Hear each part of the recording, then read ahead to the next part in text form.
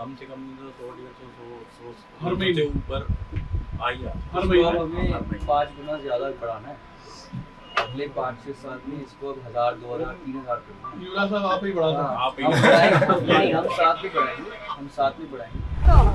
क्योंकि अब अगले बार हम बाजार घूमने के साथ। मेरे लिए ये पहली बार कैंपेन में जाना या पहली बार किसी क्षेत्र में जाना, स्पेशली गुना, शिवपुरी और अशोकनगर के क्षेत्र में, ये पहली बार नहीं है।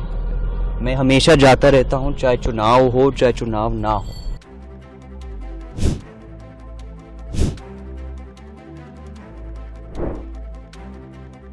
गुना के चुनावी समर में अब ज्योतिरादित्य सिंधिया के बेटे महाआर्यमन की एंट्री हो गई है। पिता की जीत की राह बनाने के लिए महाआर्यमन जुट गए हैं। इसी के चलते हुए गुना लोकसभा सीट के चंदेरी पहुंचे, जहां उन्होंने अलग अलग स्थानों पर जाकर लोगों से मुलाकात की और उनका हालचाल जाना। क्या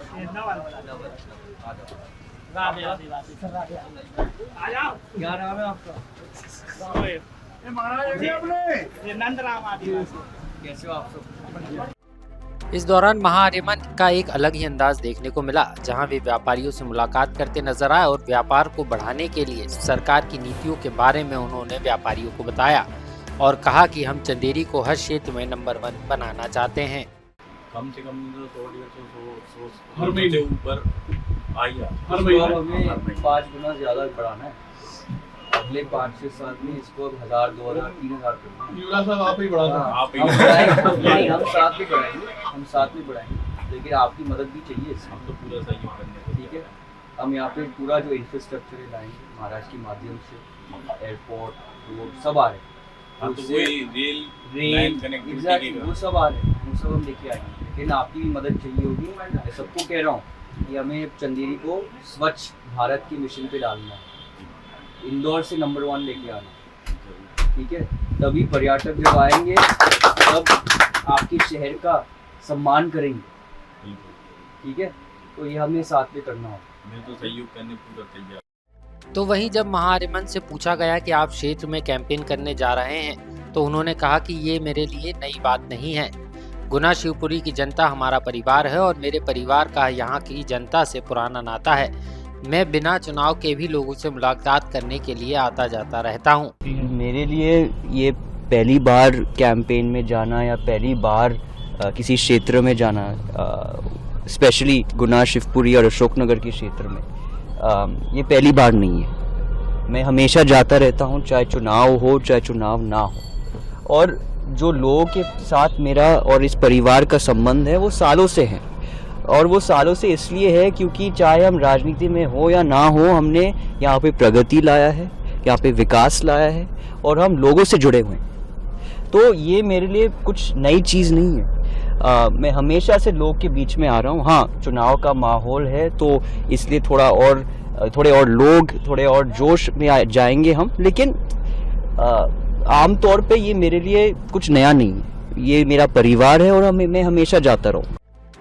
वहीं महाआर्यमन ने कहा कि पीएम नरेंद्र मोदी देश को विकसित बनाने के लिए आगामी 40-50 सालों के विजन के साथ काम कर रहे हैं। युवा सिर्फ रोजगार लेने वाले नहीं बल्कि देने वाले भी बने, इसके लिए सरकार ने कई योजनाएं चलाई हैं। युवाओं के साथ संवाद करना बहुत अच्छा लगता है और मैं उनको मेरे अनुभव से जितना भी गाइडेंस दे सकूं या दूं, मेरे लिए वो सबसे बड़ा चीज़ है। क्योंकि मैंने अंतर्राष्ट्रीय स्तर पे भी अनुभव लिया है, देश के अंदर में भी अनुभव लिया है, बिजनेसेस कैसे चल रहे हैं, अर्थव्यवस्था कैसे चल रही है और करियर अपॉर्चुनिटीज़ भी क्या आ रहे हैं, ट्रेंड्स क्या आ रहे हैं इंडिया में, विदेश में क्या आ रहे हैं। तो मैं लोगों को गाइड करना चाहता हूँ, हमारे युवाओं को गाइड करना चाहता हूँ, क्योंकि जैसे प्रधानमंत्री ने कहा है, श्री नरेंद्र मोदी जी ने, कि आज वो चाहते हैं कि एक युवक खाली रोजगार ढूंढने ना जाए लेकिन रोजगार बनाए।